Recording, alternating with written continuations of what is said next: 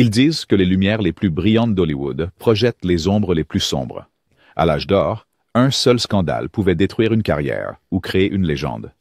Mais que se passe-t-il lorsque les stars les plus aimées du monde se retrouvent au centre de la controverse? Des drames judiciaires aux secrets cachés derrière les portes des studios, ces moments ont redéfini la célébrité et l'infamie. Quelle vérité a secoué le grand écran et quels secrets résonnent encore dans les échos de Tinseltown? Parfois, l'histoire dont vous vous souvenez n'est pas l'histoire complète. D'abord, Mae West. Le nom de Mae West est synonyme de controverse. Mais rien ne l'a plus défini que le scandale qui a éclaté autour de sa pièce de Broadway, Sex, en 1927. À une époque où la société polie exigeait des femmes modestes et un divertissement propre, Mae monta sur scène et jeta toutes ses règles par la fenêtre. Elle écrivit, produisit et joua dans Sex, une pièce si audacieuse dans sa représentation du désir, de la prostitution et de l'autonomie féminine qu'elle attira des sales combles et la colère des gardiens de la morale de New York. Les autorités ont agi rapidement. La police a fait une descente au théâtre et a emmené Mae, ainsi que sa troupe, en prison. Elle a passé 8 jours enfermée, utilisant son temps derrière les barreaux pour recueillir des histoires pour de futurs scripts et plaisantant célèbrement que l'expérience était excellente pour la publicité. Quand Mae est arrivée à Hollywood, elle a apporté avec elle sa réputation scandaleuse, refusant d'adoucir son numéro pour les caméras. L'industrie du cinéma, désespérée d'attirer des spectateurs pendant la dépression, voyait en Mae un risque qui valait la peine d'être pris. Ses débuts dans She Done Him Wrong étaient remplis de double sens, de clins d'œil et de hochements de tête qui contournaient les censeurs. Les dirigeants des studios paniquaient, mais le public n'en avait jamais assez. Le succès retentissant du film a pratiquement sauvé Paramount de la faillite. Le scandale sexuel de Mae West ne concernait pas seulement une pièce ou l'audace d'une femme. Cela a marqué un tournant pour Hollywood. Elle a repoussé les limites de ce qui pouvait être montré, dit et suggéré à l'écran, ouvrant la voie à des personnages féminins plus audacieux et complexes pendant des décennies. La controverse l'a suivie pendant des années, mais l'admiration aussi. Mae a prouvé que la controverse n'était pas seulement un obstacle. Cela pouvait être un tremplin vers un statut légendaire. Deuxièmement, Fatty Arbuckle. Roscoe. Fatty Arbuckle était au sommet du monde de la comédie en 1921. L'une des stars les mieux payées du secteur, adorée par des millions pour son génie du slapstick, mais tout a changé pendant le week-end de la fête du travail lorsque Arbuckle s'est retrouvé au centre d'un scandale si sensationnel qu'il a failli entraîner Hollywood avec lui. Lors d'une fête endiablée à l'hôtel San Francis de San Francisco, une jeune actrice nommée Virginia Rapp est tombée malade et est décédée quelques jours plus tard. Arbuckle a été accusé de viol et d'homicide involontaire. La presse s'en est donnée à cœur joie en le peignant comme le symbole de la supposée décadence morale d'Hollywood. 3 procès ont suivi, chacun plus scandaleux que le précédent. Les témoins se contredisaient. Les preuves ont été mal gérées et l'indignation publique a explosé. Bien qu'Arbuckle ait été acquitté, son 3e jury a présenté des excuses publiques rares pour les preuves. Mais sa carrière était terminée. Les studios l'ont abandonné. Ses films ont été retirés des cinémas et son nom est devenu synonyme de scandale de célébrité. Mais les dégâts ne se sont pas arrêtés avec Arbuckle. Le scandale a déclenché une panique morale, menant à la formation du Hays Office, le premier comité d'autocensure d'Hollywood. Les studios se sont empressés de redorer leur image, mettant sur liste noire toute personne impliquée dans une controverse. Arbuckle a essayé de revenir sous un pseudonyme, mais il n'a jamais retrouvé sa gloire d'antan. La véritable tragédie était la manière dont l'incident a éclipsé tous les faits, réduisant un génie comique à une mise en garde sur la célébrité, l'excès et la soif de potin de l'Amérique. La chute de Fatty Arbuckle reste l'un des contes de mise en garde les plus sombres d'Hollywood. Un rappel brutal de la rapidité avec laquelle la célébrité peut tourner et comment un scandale peut laisser une marque indélébile. 3. Ingrid Bergman. Ingrid Bergman était l'incarnation de la grâce européenne. Visage. Bien aimée en Amérique pour ses rôles dans Casablanca et Notorious. L'incarnation du désir romantique et de la pureté. Mais en 1949, la vie de Bergman prit un tournant qui déclencherait une tempête d'indignation morale, non seulement à Hollywood, mais dans tous les États-Unis. Pendant le tournage en Italie, Bergman tomba passionnément amoureuse du réalisateur Roberto Rossellini, alors qu'ils étaient tous deux mariés à d'autres personnes. Elle est tombée enceinte et la presse s'est emparée du scandale, la qualifiant d'adultère et de briseuse de ménage. La réaction a été rapide et impitoyable. Dans un moment tristement célèbre, Bergman a été dénoncé au Sénat des États-Unis comme une influence puissante pour le mal. Une chute spectaculaire pour la star qui jouait autrefois des saintes à l'écran. Les studios ont rompu les contrats. Les cinémas ont refusé de projeter ses films. Et sa carrière américaine s'est brusquement arrêtée. Exilé par Hollywood, Bergman a déménagé en Italie et a épousé Rossellini, réalisant des films qui défiaient les conventions, mais qui scandalisaient encore plus la presse grand public. Pourtant, Bergman a refusé de ramper ou de se cacher. Sa hardiesse, son refus de s'excuser d'aimer qui elle aimait, devint une nouvelle forme de déclaration. Des années plus tard, Hollywood fit de nouveau appel à elle, et elle revint triomphalement, remportant même un autre Oscar pour Anastasia. Mais la cicatrice de son humiliation publique ne s'est jamais complètement estompée. L'épreuve de Bergman était une leçon sur la rapidité avec laquelle Hollywood pouvait se retourner contre ses plus grandes stars et sur la façon dont les choix d'une femme, notamment en matière d'amour et de maternité, pouvaient susciter l'indignation bien au-delà de l'écran. Charlie Chaplin. Charlie Chaplin, l'iconique petit vagabond, était aussi l'une des figures les plus polarisantes de l'histoire d'Hollywood, non seulement pour sa politique, mais aussi pour une vie privée, qui explosait régulièrement en public.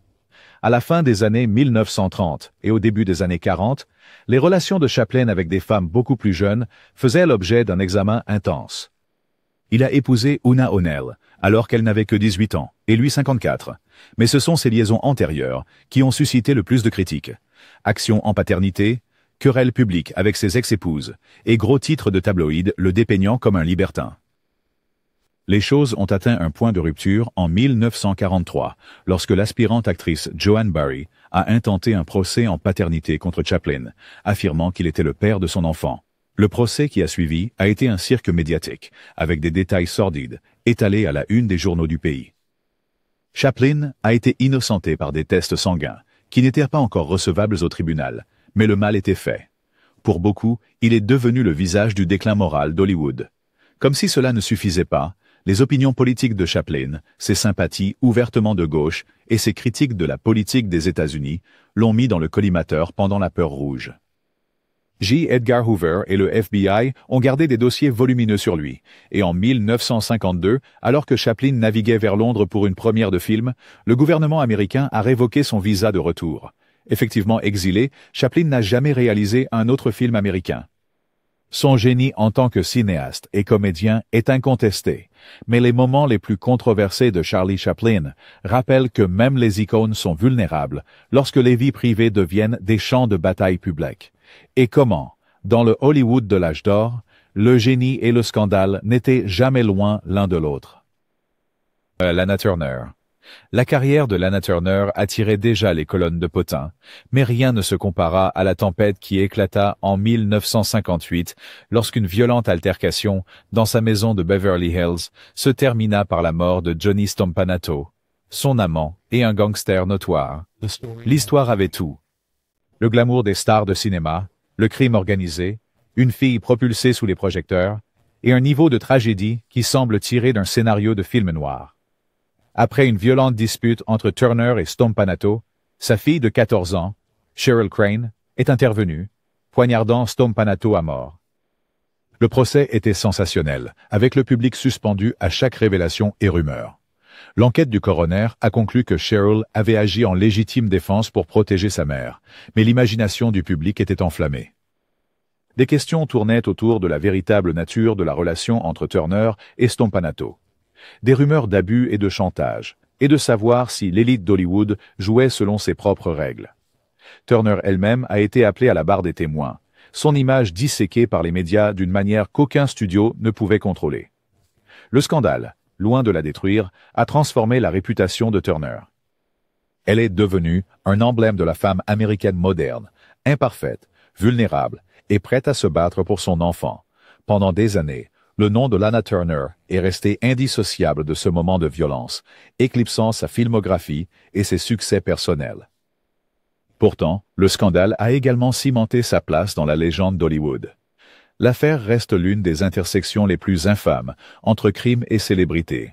rappelant à quel point le vernis du glamour peut être rapidement brisé, exposant la réalité brute, parfois tragique, en dessous.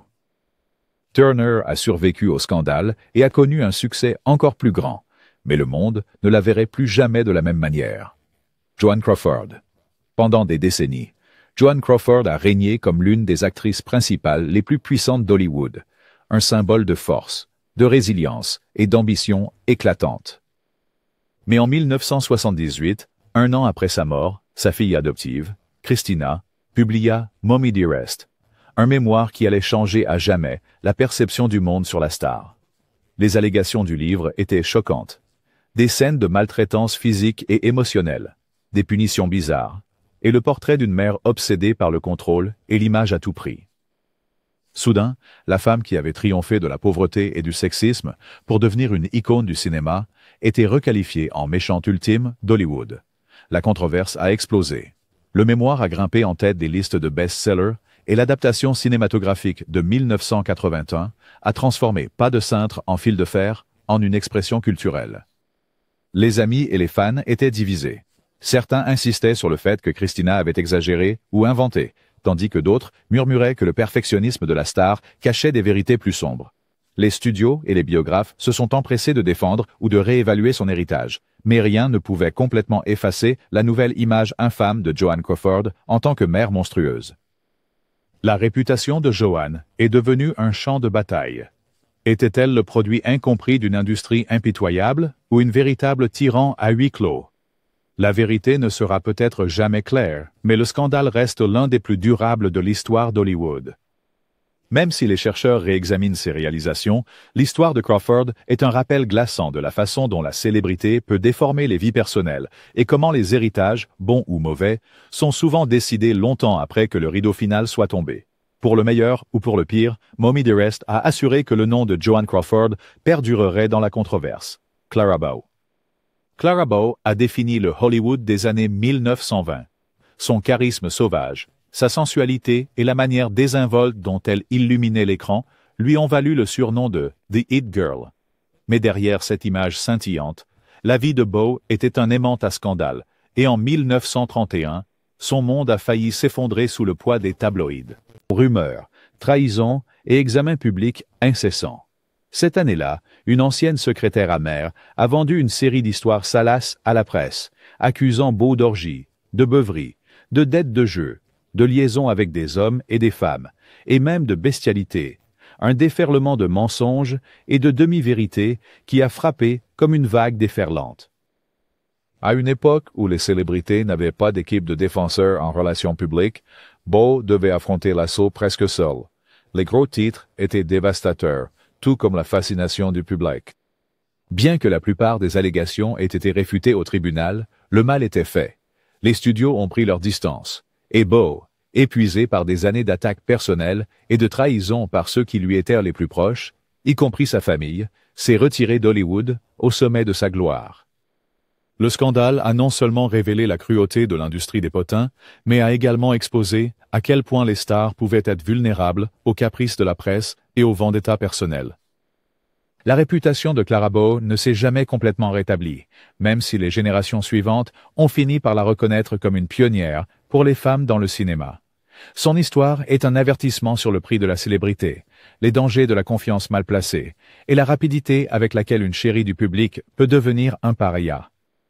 Malgré tout, la légende de Clara Bow perdure, rappelant que parfois, les lumières les plus brillantes projettent les ombres les plus sombres.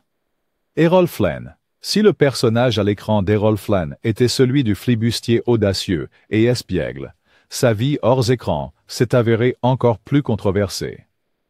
En 1942, au sommet de sa gloire, Flynn a été accusé de viol sur mineur par 2 jeunes filles. Les accusations ont stupéfié Hollywood, déclenchant un procès sensationnel qui a fait la une des journaux à travers l'Amérique. Flynn, connu pour son charme et son comportement imprudent, est devenu l'incarnation des excès d'Hollywood. Chacun de ses gestes était scruté, et sa réputation en jeu. Le procès était un pur spectacle. Tant l'accusation que la défense ont exploité l'image de la star, le dépeignant tour à tour comme un prédateur et une victime de chasseuse de primes en quête de célébrité ou d'un paiement. Le public était captivé, avec des fans divisés. Certains fermes dans leur soutien, d'autres convaincus de sa culpabilité. Finalement, Flynn fut acquitté, mais l'étiquette de mauvais garçon lui resta à vie. Même si les studios se précipitaient pour réhabiliter son image, les histoires de ses excès d'alcool et de ses aventures amoureuses devinrent partie intégrante du folklore hollywoodien. La controverse ne s'est pas arrêtée avec le verdict. Flynn a continué à susciter le scandale avec ses exploits, alimentant la presse d'histoires de fêtes sauvages, d'aventures et de démêlés avec la loi. Pour certains, son acquittement était la preuve d'un système qui protégeait les stars à tout prix. Pour d'autres, c'était un témoignage de son charisme irrésistible. Quoi qu'il en soit, le procès et ses conséquences ont défini l'héritage de Flynn, influençant chaque rôle et interview à venir. L'histoire d'Errol Flynn rappelle à quel point la célébrité et le scandale peuvent être étroitement liés, et comment, à Hollywood, parfois la ligne entre héros et méchants est plus fine qu'une lame d'épée. Judy Garland. L'ascension de Judy Garland, de star enfant à légende d'Hollywood, est faite de rêves et de cauchemars. Immortalisée en tant que Dorothy dans Le Magicien d'Oz, le talent de Garland était indéniable, mais sa vie hors écran est devenue un avertissement sur les coups de la célébrité. Dès son jeune âge, Garland a été soumise aux exigences impitoyables des studios MGM. Les dirigeants l'ont placée sous un régime d'amphétamines pour la faire travailler, puis de somnifères pour s'assurer qu'elle se repose. Un cycle qui a alimenté une lutte contre la dépendance tout au long de sa vie. La pression pour maintenir un certain poids et une certaine image a conduit à des troubles alimentaires, des dépressions nerveuses et plusieurs tentatives de suicide. Dans la vingtaine, le comportement erratique de Judy et ses performances manquées faisèrent des gros titres. Le public, enchanté par sa vulnérabilité à l'écran, ne pouvait détourner le regard de ses luttes. Ses mariages se sont effondrés, ses finances se sont écroulées, et sa santé s'est détériorée. Le licenciement de Garland par MGM en 1950, autrefois impensable, fut un scandale national, signalant l'effondrement d'une image de star soigneusement construite. Même lorsqu'elle fit des retours triomphants avec des concerts et une étoile étonnée, les murmures d'instabilité persistaient. La controverse la plus douloureuse s'est déroulée devant des millions de personnes. Ces dernières années ont été marquées par une série de dépressions publiques, de relations ratées et une dépendance aux pilules dont elle ne pouvait se libérer. Quand Judy est morte d'une overdose à l'âge de 47 ans, le monde a pleuré.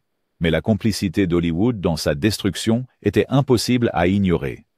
Les controverses de Judy Garland n'étaient jamais simplement des échecs personnels. Elles reflétaient une industrie prête à sacrifier ses plus grandes étoiles pour la promesse de profit et de spectacle.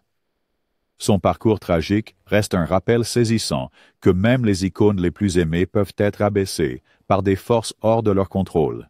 Spencer Tracy. Spencer Tracy était le genre d'acteur qui apportait gravité et sensibilité à chaque rôle.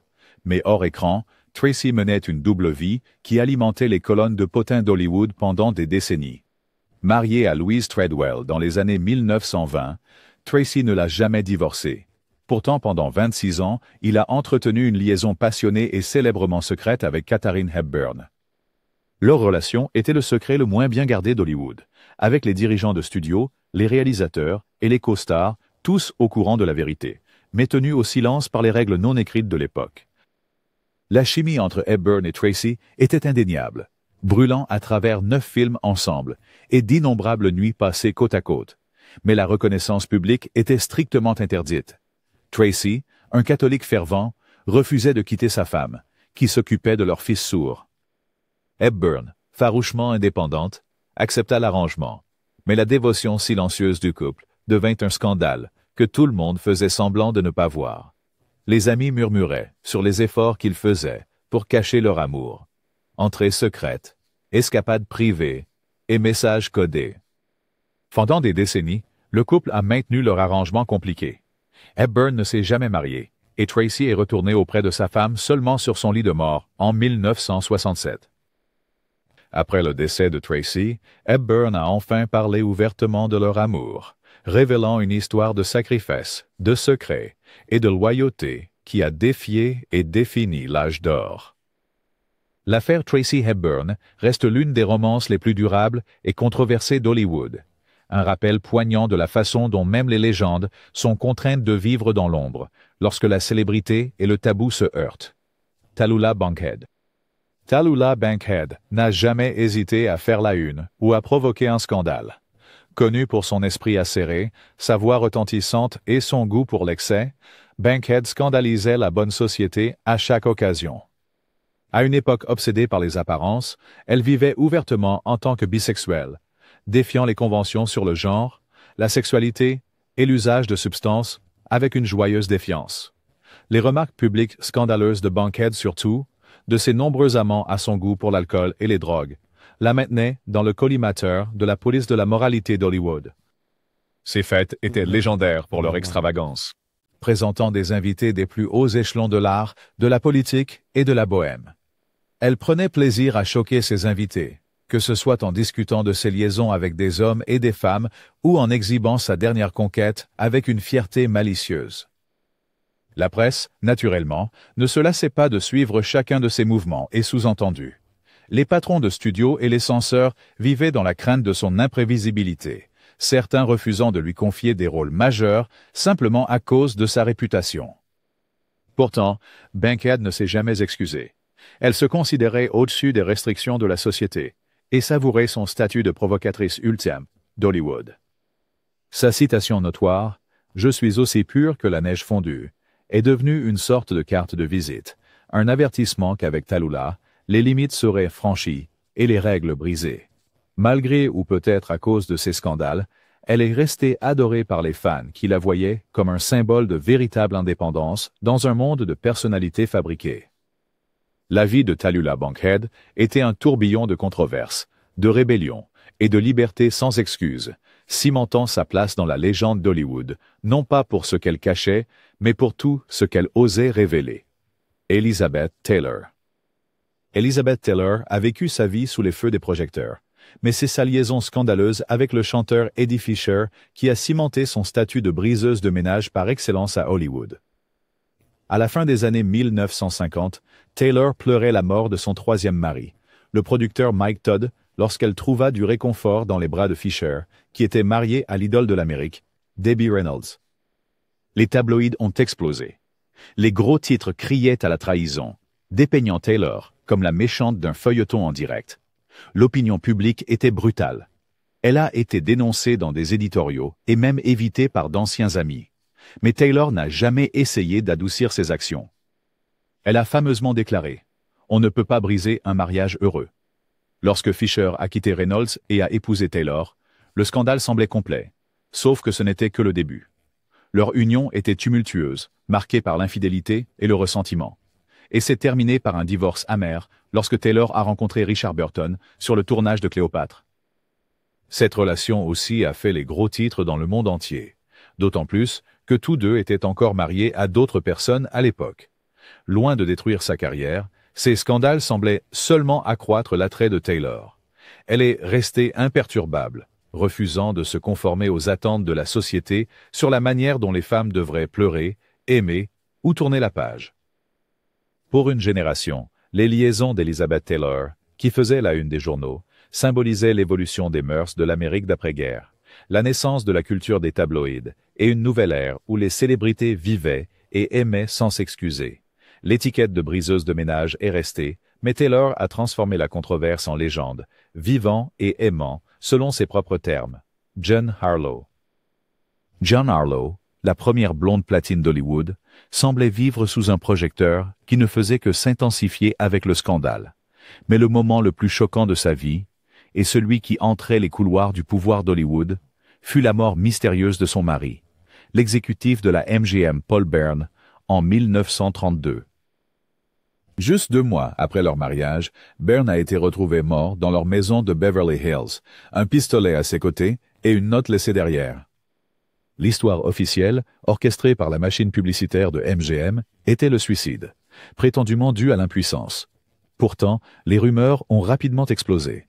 Était-ce vraiment un suicide?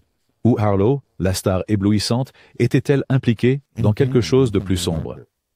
Les murmures devenaient plus forts. Certains suggéraient que l'ex-femme de Bern l'avait tuée. D'autres insinuaient que Jean elle-même pourrait être impliquée, ou du moins témoin de quelque chose de si scandaleux qu'il fallait l'enterrer. Les dirigeants de MGM se sont précipités pour contrôler le récit, allant jusqu'à prétendument falsifier des preuves et mettre en scène le lieu avant l'arrivée de la police. Leur tentative désespérée de protéger Harlow et le studio de la mauvaise publicité est devenue aussi notoire que la mort elle-même. Pour Harlow, le scandale fut dévastateur. Bien qu'elle n'ait jamais été accusée de méfaits, l'événement a jeté une longue ombre sur ses années restantes, alimentant les gros titres des tabloïds et les commérages persistants. Elle s'est plongée dans son travail, réalisant certains de ses films les plus mémorables par la suite. Pourtant, le sentiment de tragédie l'a suivie, et elle est morte seulement 5 ans plus tard, à 26 ans, ajoutant une autre couche de légende à sa vie brève et tumultueuse. Le mystère de Paul Bern reste non résolu, un cas classique de l'âge d'or d'Hollywood, prêt à tout pour protéger ses stars et ses secrets. William Holden. William Holden était connu pour sa beauté robuste, son intensité à l'écran et son charme hors écran. Mais sous cet extérieur lisse se cachait une obscurité que peu de gens à Hollywood osaient discuter ouvertement. L'épisode le plus controversé de la vie de Holden n'était pas un procès sensationnel ou un scandale orchestré par un studio. C'était l'histoire chuchotée de son implication présumée dans un accident mortel avec délit de fuite. À la fin des années 1950, des rumeurs circulaient selon lesquelles Holden avait renversé Jess Parker, l'ex-mari de l'actrice Susan Hayward, avec sa voiture et avait pris la fuite. Bien que Holden n'ait jamais été inculpé ni formellement lié à l'accident, l'histoire persistait dans les cercles de l'industrie. L'absence de poursuite publique ne signifiait pas que la controverse s'estompait. Le comportement de plus en plus erratique de Holden, alimenté par une forte consommation d'alcool, ne faisait rien pour apaiser les rumeurs. Les amis parlaient à voix basse de la culpabilité qui semblait le hanter, soulignant sa vie personnelle troublée comme preuve d'un homme tourmenté par quelque chose qu'il ne pouvait avouer. Hollywood, toujours prêt à protéger les siens, s'est resserré les rangs, et l'histoire n'a jamais atteint la presse grand public avec toute sa force. Pourtant, les murmures ont poursuivi Holden pour le reste de sa vie. Lorsqu'il est mort en 1981 après une chute chez lui, apparemment trop ivre pour appeler à l'aide, un sentiment d'affaires inachevées et de ténèbres cachées a entouré sa mémoire. L'incident de délit de fuite, jamais entièrement prouvé ou réfuté, reste une note de bas de page prudente dans l'histoire d'Hollywood, rappelant que certains scandales sont maintenus en vie non par les gros titres, mais par les secrets que tout le monde soupçonne et que personne ne peut prouver. Pour William Holden, cela devint un poids invisible, colorant chaque triomphe d'une touche de tragédie. Loretta Young. La carrière de Loretta Young brillait avec des rôles sains et une réputation de fervente catholique. Mais en coulisses se cachait un secret qui n'émergerait pleinement que des décennies après sa mort. En 1935, Young est tombée enceinte de l'enfant de Clark Gable pendant le tournage de The Call of the Wild. À l'époque, Gable était marié, et les clauses de moralité d'Hollywood, ainsi que les attentes du public, ne laissaient aucune place à un tel scandale. Plutôt que de risquer sa carrière, Young a orchestré l'un des dissimulations les plus élaborées de l'histoire d'Hollywood. Elle a disparu des feux de la rampe, a accouché en secret, puis a arrangé l'adoption de son propre bébé des années plus tard, la réintroduisant comme une enfant orpheline, ayant besoin d'un foyer aimant. Pendant des décennies, la vérité était cachée au grand jour. Ceux qui étaient assez proches de Young murmuraient sur la véritable filiation de sa fille, Judy Lewis. Mais l'image publique est restée intacte. L'adhésion de Young aux valeurs catholiques n'a fait qu'approfondir l'ironie et la douleur, tant pour elle-même que pour sa fille, qui a grandi sans jamais connaître son vrai père. Ce n'est que dans les mémoires de Judy Lewis dans les années 1990 que l'histoire complète est devenue publique, confirmant l'un des secrets les plus longtemps gardés d'Hollywood. La révélation ajouta une nouvelle complexité à l'héritage de Young. Les admirateurs la voyaient comme une victime d'une époque impitoyable, forcée de choisir entre carrière et honnêteté. Les critiques, cependant, ont souligné les conséquences à vie pour sa fille. La controverse perdure comme un exemple puissant de la manière dont le Hollywood de l'âge d'or manipulait la réalité, utilisant le secret et la gestion de l'image pour protéger les stars à tout prix, même si cela signifiait sacrifier la vérité. L'histoire de Loretta Young est un rappel poignant du prix que les célébrités ont payé pour maintenir leurs illusions soigneusement élaborées.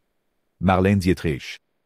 Marlène Dietrich n'était jamais satisfaite de simplement jouer devant la caméra. Elle vivait pour la controverse, défiant chaque limite imposée par la société, la politique et Hollywood lui-même. Né en Allemagne, Dietrich est devenu une star américaine grâce à son allure froide et son style androgyne, scandalisant bientôt des deux côtés de l'Atlantique.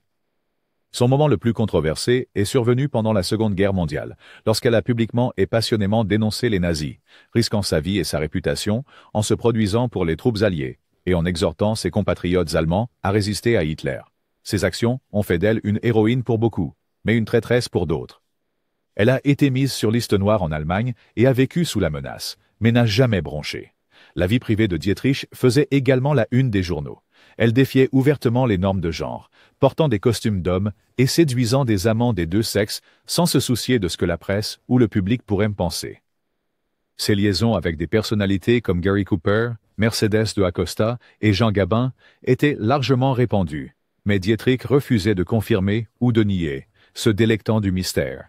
Ses choix audacieux étaient à la fois scandale et inspiration. Elle a fait face aux critiques des conservateurs, des censeurs et même d'anciens amis, mais son indépendance la rendait encore plus magnétique. À bien des égards, toute la vie de Dietrich était une controverse, une lutte continue contre le conformisme, le fascisme et les limitations imposées aux femmes.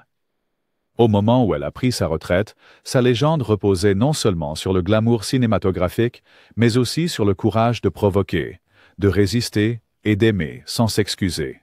L'histoire de Marlène Dietrich est un témoignage du pouvoir de la controverse, non seulement pour choquer, mais pour changer le monde. Les légendes du vieux Hollywood nous rappellent que sous le glamour, la controverse n'était jamais loin. Chacune de ces stars a enfreint les règles, réécrit le scénario ou payé le prix pour avoir vécu selon ses propres termes. Leurs scandales ont choqué le monde, mais ils ont aussi défié les limites et nous ont forcés à voir la célébrité et l'humanité sous un nouveau jour. Quelle histoire vous a le plus marqué? Faites-le nous savoir ci-dessous. Et n'oubliez pas, le prochain secret d'Hollywood attend toujours dans l'ombre, juste hors de vue.